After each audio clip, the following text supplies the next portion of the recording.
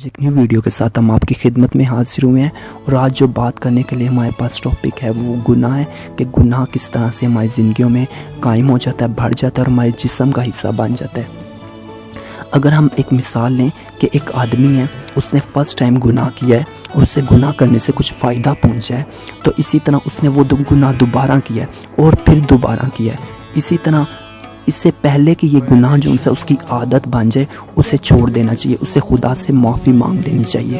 کہیں ایسا نہ ہو کہ اس کی اتنی مضبوط عادت ہو جائے کہ وہ ساری زندگی جو ہے اس گناہ سے پچھتاتا رہے اور اسے چھڑانے کے لیے اپنی زندگی کے لیے دعا کرتا رہے اور وہ گناہ بھی اسے نہ چھوڑے۔ کیونکہ اگر ہم بائبل مقدس کو پڑھیں تو شروع میں باغ عدن میں ہم لوگ دیکھتے ہیں کہ جب ماں ہوا اور بابا آدم نے پھل کھایا تو انہیں خدا نے باغ عدن سے باہر نکال دیا۔ انہوں نے خدا کے خلاف جو سا گناہ کیا تھا، خدا نے کہا تھا کہ یہ پھل نہیں کھانا اور انہوں نے خدا کی انکاری کی تھی، انہوں نے وہ پھل کو کھایا تھا، تو اسی لیے انہوں نے گناہ کیا اور وہ نکال دیے گئے باغ عدن سے۔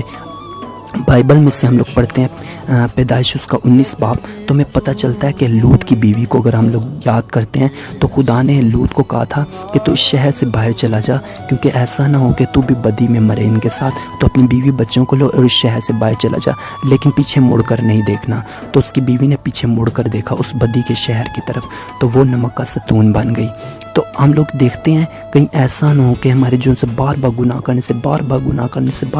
کرنے سے ہم پتھر کا ستون بن جائیں، ہم گناہ چھوڑنا چاہیں بھی تو ہم نہ چھوڑ پائیں۔ اسی لیے ہمیں ہمیشہ سے خدا کے کلام کو جاننے کی، سیکھنے کی، سمجھنے کی ضرورت ہے۔